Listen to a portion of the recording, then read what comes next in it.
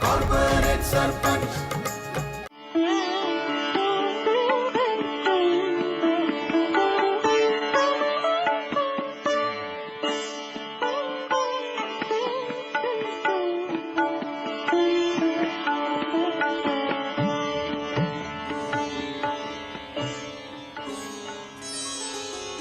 پچھلی قسط میں آپ نے دیکھا کہ ہندوستانی مصوری کی روایت عہد قدیم سے موجود ہے.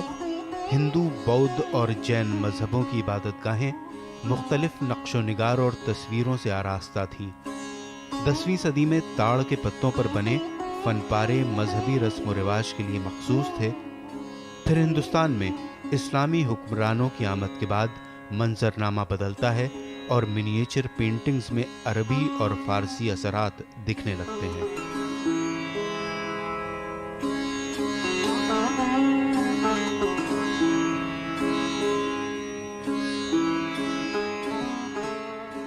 منییچر پینٹنگز کا سلسلہ ہندوستان میں مغلیہ سلطنت کے زیر اثر فارسی کے صفوی دبستان مصوری اور خالص ہندوستانی طرز مصوری کے حسین امتزاج سے وجود میں آتا ہے، جو مغلیہ طرز مصوری کے نام سے جانا جاتا ہے.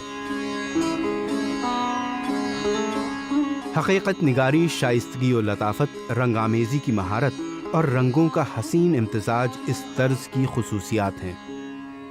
اس دبستان کی سب سے نمایاں خصوصیت خطاطی ہے.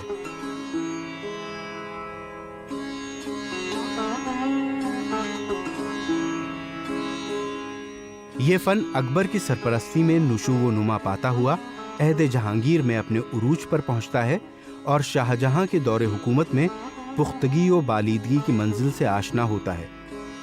مگر اورنگزیب کی سختگیر حکومت میں یہ فن مائل بتنزل ہوتا ہے اور نوابین اودھ کے دور حکومت کے ایک زوال پذیر فن کی صورت میں اس پر جمود طاری ہوتا جاتا ہے اور 18ویں صدی کے اواخر میں برطانوی حکومت کی آمد تک یہ فن اپنے وجود ہی سے دستبردار ہو جاتا ہے.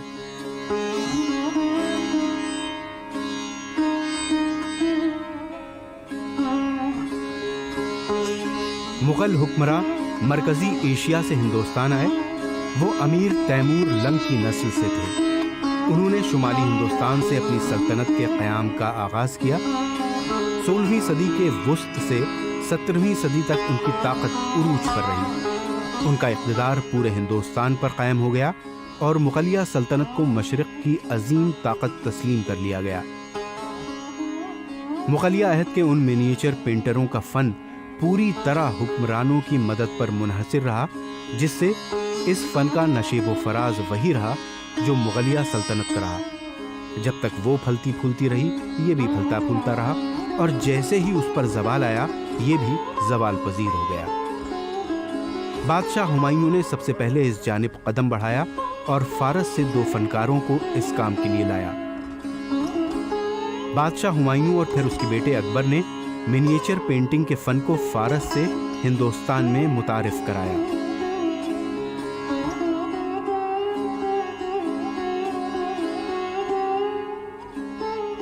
کہ مغل ایکچولی ترکی تھے. مغلوں کی زبان، بابر کی زبان ترکی تھی، بٹ دیز وے پرشینائز پیپل. تو Persian is a very interesting category. جیسے عربوں نے ایک بار ایران عراق کے علاقے میں کیپچر کیا، انویٹ کر کے اپنے امپائر میں لایا 7ویں سینچری میں، 8ویں سینچری میں، 9ویں سینچری میں. لیکن پرشین بعد میں حاوی ہو گئے اور ان کی زبان جو ہے مسلمانوں کی زبان، جو اسلامکیٹ سوسائٹی کہلاتی ہے، یا اسلامک سوسائٹی اور مسلم سوسائٹی خاص طور سے، کیونکہ اسلام کہنے پہ وہ ایک پولیٹیکل کنوٹیشن اس کا آتا ہے، لیکن مسلم کرنے پہ ایک کلچرل سویلائزیشنل ایک فریم ورک ملتا ہے. سو مسلم سوسائٹی میں جنرلی اگر ہم مذہب کی بات نہیں کر رہے ہیں تو پرشین کا بہت زبردست دیکھنے کو انفلوئنس ملتا ہے. اور یہی نتیجہ ہے اس کا کہ بابر اور دوسرے جو مغل جن کو ہم ہندوستان میں کہتے ہیں، وہ بیسیکلی خود کو تیموری کہتے تھے، یا وہ چغتائی جو چنگیز خان کے بیٹے سے کے مناسبت سے وہ خود کو چغتائی کہتے تھے. ان کی زبان ترکی تھی. بابر نے بھی اپنی تو اس کے بابری یا بابر نامہ جس کو کہتے ہیں وہ ترکی میں لکھی. لیکن جب وہ ہندوستان آتے ہیں تو نہ صرف یہ کہ ان کی جو انٹلیکچوئل زبان ہے وہ تو فارسی ہے، لیکن ہندوستان میں وہ اپنی جو لوکل زبان ہے اس علاقے کی، اس کو اڈاپٹ کرتے ہیں. تو مغل حرم میں یا مغلوں کے قلعے میں جو زبان بولی جائے گی وہ آج کی ہندوستانی کہلائے گی. اور جہاں تک لکھنے پڑھنے کا تعلق ہے انہوں نے بابر کے بعد تو ترکی چھوڑ ہی دیا تھا لوگوں نے. ہمایوں مجھے نہیں پتا ہے کہ ہمایوں نے کچھ ترکی میں کمپوز کیا ہوگا, شاید ایک آدھ نظم یا پوئم یا کچھ دیوان بھی نہیں ہے, کچھ کمپوزیشن کیا ہو تو. لیکن جو زبان ہے انٹلیکچوئل زبان ہے یا ایڈمنسٹریٹو زبان ہے مغلوں کی, وہ فارسی ہے, اور گھر کی جو زبان ہے اور کلچرل زبان ہے وہ ہندوستانی ہے. مغل جب ہندوستان میں آئے تو انہوں نے اس ملک میں انتشار کا ماحول دیکھا. یہاں کے قومی دھارے کو منضبط کرنے کے لیے فارس واپس ہوئے تاکہ کچھ رہنمائی حاصل کر سکیں. تیموری نسل کے ہونے کی وجہ سے فارس سے ان کا لگاؤ برقرار رہا.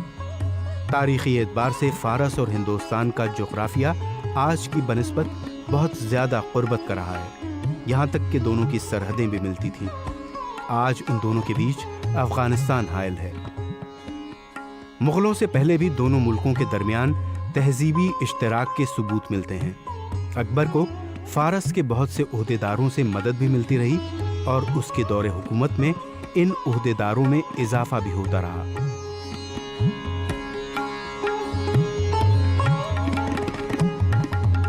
16ویں صدی کے اواخر اور اورنگزیب کے دور حکومت تک انہیں ہندوستان میں ملازمت ملتی رہی. صرف مغل درباروں تک ہی نہیں بلکہ کئی ہندو سلطنتوں میں جیسے بیجاپور اور گولکنڈا میں بھی یہ لوگ اونچے عہدوں پر فائز رہے. اس لیے حکومت فارسی زبان کا استعمال جو اپنے درباروں اور تمام معاملوں کے لیے کرتی تھی, اسے ہی شمالی ہندوستان میں بھی رابطے کی زبان کے طور پر استعمال کرتی رہی.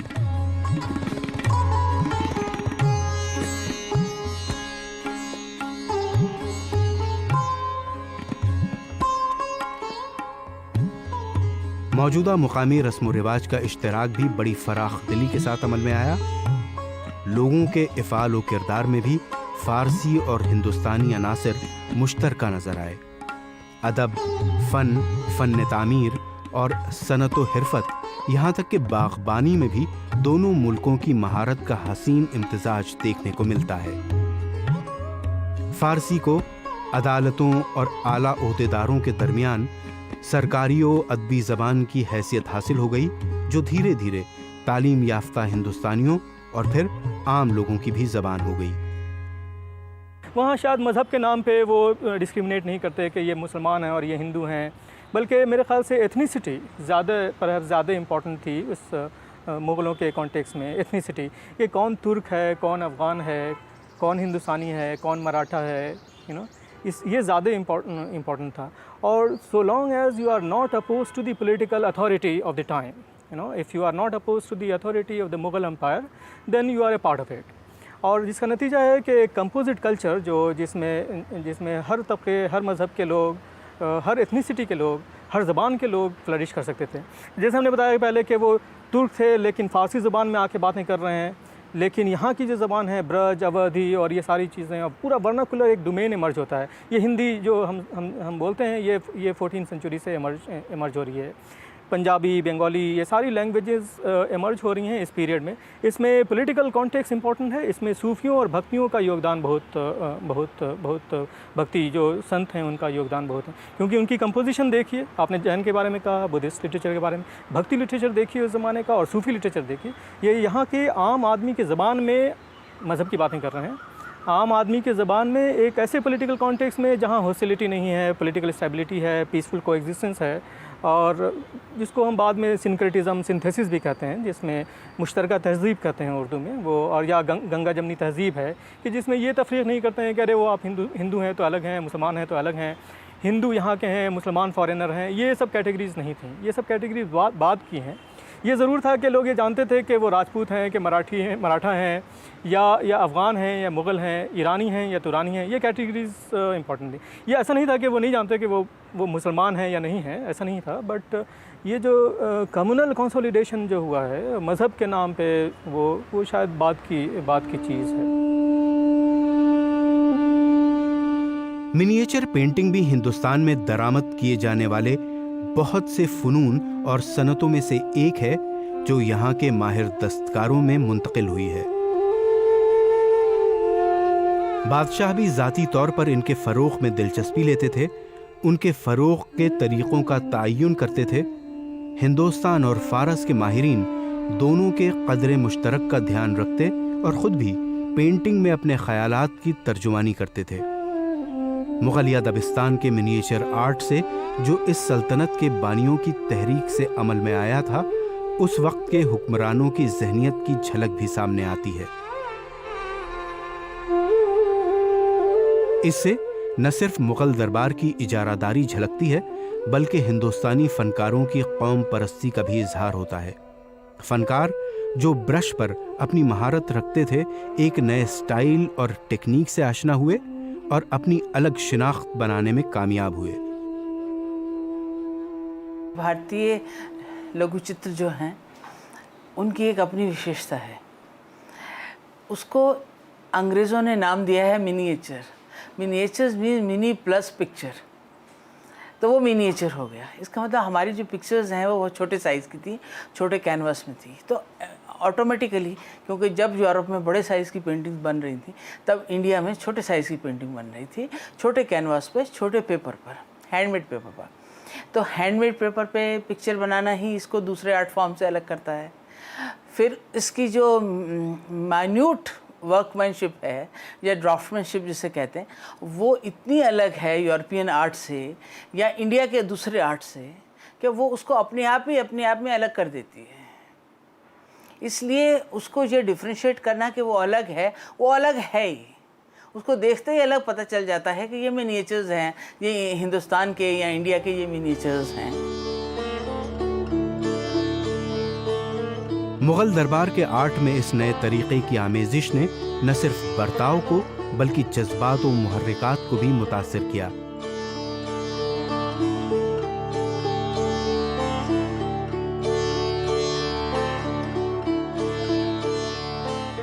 یہ راجپوتانہ حلقے سے زیادہ وابستگی اختیار کرتا ہے۔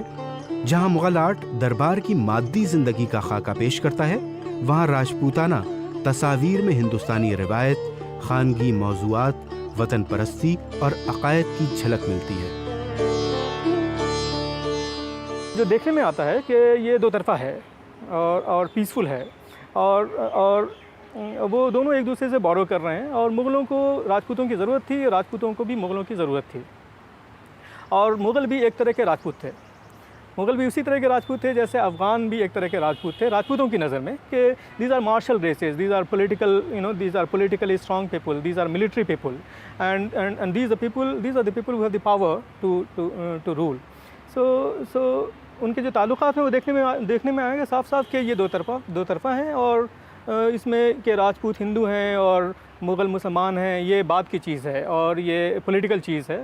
کلچرل لیول پہ اس طرح کی کوشچننگ نہیں دیکھنے کو ملتی ہے۔ یہ بھی ضرور ہے کہ شاید مغل اپنی بیٹیوں کو راجپوت پرنسس سے شادی نہیں کرنے دیں گے، ٹھیک ہے، کیونکہ مغلوں کے نزدیک راجپوت ان سے انفیریئر ہیں، لیکن راجپوت اپنی بیٹیوں کو مغلوں کو دیں گے کیونکہ وہ they are the superior people, they are the the more dominant people. جیسا عام طور پہ ہوتا ہے کہ میریٹل الائنسز میں ہمیشہ یہ کوشش کری جاتی ہے کہ بیٹیوں کو بڑے گھر میں دیا جائے گا، سو وہ صاف صاف دیکھنے کو ملتا ہے۔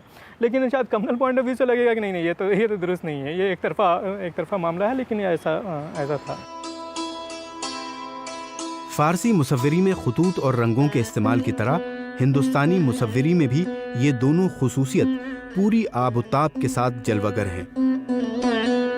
مغلیہ دور کے ہندوستانی دستکار رنگوں کی نقاشی پر خاص زور ڈالتے ہیں، جن کا بہترین اظہار کپڑوں میں کی گئی تصویر کشی، ملمہ کاری اور فن تعمیر میں ملتا ہے۔ رنگوں کا یہ استعمال نظروں کو خیرہ کرتا ہے۔ یہ رنگین ماحول کی فطرت کی وجہ سے بھی ہو سکتا ہے۔ دیکھیے، جنہیں ہم پرشین منیچر پینٹنگ کہتے ہیں، وہ بھی ایک طریقے کے نہیں تھے۔ اس میں تیمورد ہے، اس میں صفاوید ہے، اس میں قجار ہے، اس میں پھر آپ دیکھیں گے آج بھی پرشیا میں، جو کہ جسے ہم ایران آج کہتے ہیں، اور وہاں پہ ابھی بھی منیچر پینٹنگ پریکٹس ہوتی ہے، جیسے ہندوستان میں ہوتی ہے، جیسے یہاں ہوتی ہے۔ اس طرح کے مخطوطے متن کی وضاحت کرنے والی تصویروں سے مزین ہوئے کہ قلمکار کا قلم منصور کے برش کے سامنے عاجز ہوتا۔ فن خطاطی اس میں سب سے زیادہ نمایاں ہے۔ ان تصویروں کے نقش و نگار میں غنائی کیفیت پائی جاتی تھی، اور یہ اس پورے عہد میں باقی رہی جب تک یہ آرٹ ہندوستان میں زندہ رہا۔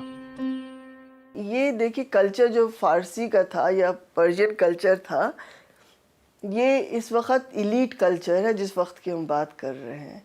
یہ جب بابر اپنے کو الگ کرنا چاہتے تھے تو میموائرز انہوں نے ترکی میں لکھا، حالانکہ ان کی کورٹ لینگویج فارسی کی تھی۔ اور تو یہ اس چیز کو اگر ہم سمجھیں تو ہم ذرا اور اچھی طریقے سے یہ سمجھ سکیں گے کہ یہ جو ٹیکسٹ اور اس کا ہے، یہ بھی ایک کلچر جو ہے وہ پرشیا سے آیا ہے، اور اس کے یہ کونسیورز ہیں، اس کے یہ حمایت کرنے والوں میں سے ہیں، اور اس کو پسند کرنے والوں میں سے ہیں۔ اور تو جب وہ آرٹ بنواتے تھے تو اسی قسم کی بنواتے تھے۔ اس میں شاہ نامہ بھی بنوا رہے ہیں جو کہ بالکل ہی پرشین وہ ہے، لٹریچر ہے اس میں۔ وہ وہاں پہ تو پتہ نہیں کتنے شاہ نامہ ہوں گے فارسی میں، سب السٹریٹڈ نہیں، کیونکہ ہر آدمی السٹریٹ نہیں کرا پاتا تھا، کچھ ایلیٹ لوگ ہی کروا پاتے تھے۔ تو مغلوں نے اس کو السٹریٹ بھی کروایا ہے، کئی کہانیوں کو انہوں نے حمزہ نامہ ہے جیسے ایک نیا جسے کہنا چاہیے لٹریچر کو انہوں نے السٹریٹ کرایا حمزہ نامہ کے نام سے۔ اس کے کچھ آپ کو نیشنل میوزیم میں میرے خیال سے ہیں وہاں پہ بھی۔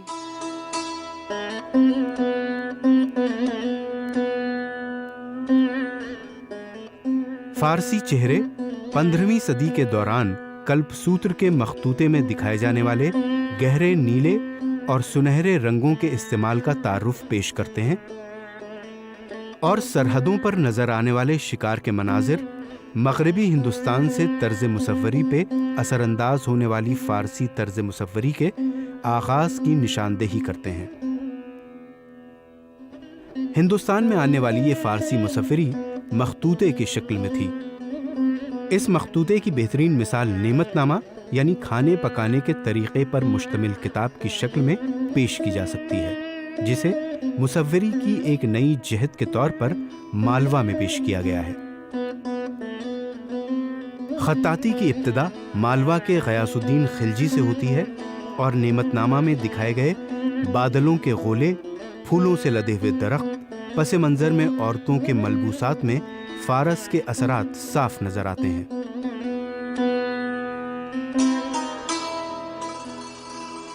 اس مخطوطے میں خالص ہندوستانی اور فارسی طرز کی آمیزش سے ایک نئی مصوری کو نمودار ہوتے ہوئے دیکھا جا سکتا ہے۔ بعد میں چل کر کے یہ دو پرمپرائیں مانڈو میں جیوت ہوئی۔ مانڈو میں سلطانیٹ پیریڈ میں سلطانوں نے پرشرے دیا ہندوستان کی آرٹ کو، اور اس کا پرینام یہ ہوا کہ اس میں کہیں پر اسلامک ایلیمنٹس آ گئے، اور باقاعدہ کہ مول جو اس کی دھارمک آستھا ہے، مول بھاونا ہے یا مول آتما ہے، وہ بات پس وہی ہندوستان کی بنی رہی، جین اور بدھسٹ آرٹ بنی رہی۔ اور مانڈو میں ایک بہت مشہور کلپ سوتر لکھا گیا 1439 میں، جین کلپ سوتر کی رچنا ہوئی۔ وہ اس میں پورے کے پورے فیچرز جو ہیں، جو امیجز ہیں، اس میں اسلام کا اثر دکھائی دیتا ہے۔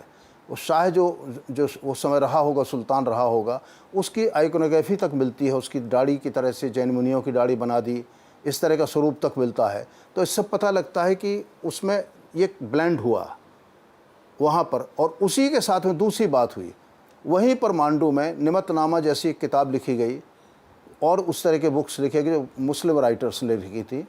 اس میں کتابیں تو ہیں وہ دوسرے وشوں کی، لیکن اس میں امیجز لی گئی ہیں، تصویریں ہیں، ویکتی چتر ہیں۔ تو ویکتی چتر اسلام میں پرمیٹڈ نہیں تھے، یہ ہندوستان کی پرمپرا سے لیے ہیں۔ ایک تو دیکھیے چہرے الگ ہیں، دے ہیو مور، جو ان کی فیچرز ہیں وہ اگر آپ ہمارے دیکھیں اس میں ویسٹرن میں دیکھیں جسے کو پاپولرلی جین منیچر بھی کہتے ہیں، یا پال میں دیکھیں، یا پھر جو مغلوں کے آنے سے پہلے بہت حد تک راجستھان سے جو ہمیں اگزامپلس ملتے ہیں، یا تو اس میں آپ دیکھیں گے کہ دوسرے فیچرز ہیں. ظاہر ہے کہ وہ فیچرز وہاں کے ریجنل زیادہ ہیں، انلیس وہ فارینرز کو دکھانا چاہتے ہیں. اور یہ آپ کو بڑا انٹرسٹنگ ڈیٹیل ہے کہ بعض وقت جب ہمارے ویسٹرن منیچرسٹس کو فارینر دکھانے کی ضرورت ہوتی تھی تو وہ جو پرشین منیچر کے جو چہرے ہوتے تھے وہ وہاں پہ دکھائے جاتے تھے. اب it only is very symbolic to a great extent because that becomes a foreigner. وہ جو ہے وہ جسے کہتے ہیں غیر بن جاتا ہے، وہ آپ کا اپنا نہیں ہے، وہ غیر ہے. جیسے 1739 میں جب نادر شاہ نے دلی پر حملہ کیا تو اس نے امپیریل لائبریری پر بھی حملہ کیا اور مغلیہ مخطوطے اور منیچر بھی دیگر قیمتی اثاثوں کے ساتھ لوٹ کر تہران لے گیا. اس میں جہانگیر اور شاہجہاں کے دور کی مہریں تھیں. فارس کی بربادی کے 30 سال بعد روہیلا کی جنگ کے دوران ان فنون کے بہت سے نمونے برباد ہو گئے. پہلے کے بیک گراؤنڈ میں کچھ نہیں تھا، خالی کہیں کہیں پر فلاورز وغیرہ بنا دیتے تھے، وہ بھی ڈیکوریٹو فلاورز ٹائپ کے، جیسے کوئی ٹیپسٹری بھی پیچھے لگی ہوئی ہو یا کوئی ڈریپری لگی ہو، اس طرح کا ہو جاتا تھا. لیکن یہاں پر آ کر کے پورے چتر بنتے ہیں، ان کے پیچھے بیک گراؤنڈ ہے، ان کے پیچھے جنگل آ جاتے ہیں، ان کے پیچھے پہاڑ آ جاتے ہیں، ان کے پیچھے عمارتیں آ جاتی ہیں. یہ سارا کا سارا سوروپ بدلنا شروع ہوتا ہے. تو وہ 150 سال قریب بڑا نرنائک پیریڈ ہے. اس پیریڈ میں ہی یہ طے ہوتا ہے کہ آگے کی آرٹ کا سوروپ کیا ہوگا. اور ایک مہتوپورن آرٹ اسٹائل کا جنم ہوتا ہے. ایک طرف سلطانیٹ آرٹ کہلاتی ہے، دوسری طرف چور پنچاشکا آرٹ اسٹائل کہلاتی ہے. جو ہندو آرٹ کا جنم ہوتا ہے وہ چور پنچاشکا سے ہوتا ہے، اور جو مسلم آرٹ کا، اسلامک آرٹ کا جنم ہوتا ہے وہ ایک طرح سے سلطانیٹ آرٹ سے ہوتا ہے. دونوں آرٹ پدھتیاں سامنجس میں ایک ساتھ ساتھ چلتی ہیں. کلپ سوتر جو ہے وہ بیسیکلی جین تیرتھنکروں کے جیون سے جو سمبندھت ایپیسوڈس ہیں جن کو کہنا چاہیے وہ ہیں، اور ان کے ساتھ میں کافی کچھ ان میں لکھا ہوا ہے. ان کے ساتھ میں ان کی جو کہانیاں ہیں وہ ہیں. ان کے سوا کالکاچاریہ کتھا اور وسنت ولاس جو ہے وہ ایک سیکولر ٹیکسٹ ہے جو نان ریلیجس جس کو کہنا چاہیے، وہ کسی دھرم سے سمبندھت نہیں ہے. پر وسنت ولاس میں بھی کا بھی ایک مینوسکرپٹ ملتا ہے. اور کالکاچاریہ کتھا جو ہے وہ بھی کالکا اور ایک اس میں 2 کیریکٹرز ہیں، ان کے بیچ کے سمواد کا ورنن ہے. اور ان میں اکثر تاریخ کا ذکر ہوتا ہے اور پینٹر کا، اور کس نے اس کو پیٹرنائز کیا، یہ انفارمیشن بھی ان مینوسکرپٹس میں ملتی ہے. اور جب یہ پیپر میں بعد میں ایون پشچم بھارت میں بھی پیپر پر بننے لگے، جب ہم بعد میں دیکھیں گے راجپوت پینٹنگز کا جب وہ ہوا اسپیشلی راجستھان اور مالوا میں، تو وہاں بھی پیپر پھر دھیرے دھیرے سب جگہ پھیلنے لگا. بعد میں مراٹھوں کو کچھ تصویریں دستیاب ہوئیں جنہیں انہوں نے پونا کے پیشواؤں اور ستانا کے راجاؤں کے پاس دکن بھیج دیں. لیکن 1857 کی جنگ آزادی میں اس لائبریری کی تمام چیزیں اور تصویریں پوری طرح برباد ہو گئیں. اب یہ خوشبو پوری دنیا میں پھیلی ہوئی ہے، لیکن کسی طرح ان کو واپس بھی لے آیا جائے تو صرف ان گراں قدر فنی نمونوں کا ایک جز ہی تشکیل دے سکتے ہیں جن پر 2 صدیوں تک مغلوں کو ناز رہا ہے. آج کی قسط میں آپ نے دیکھا کہ منیچر پینٹنگز کا سلسلہ مغلیہ سلطنت کے تحت فارسی اور خالص ہندوستانی طرز مصوری کے امتزاج سے وجود میں آیا. حقیقت نگاری، شائستگی و لطافت، رنگ آمیزی کی مہارت اور خطاطی مغلیہ طرز مصوری کی نمایاں خصوصیات ہیں.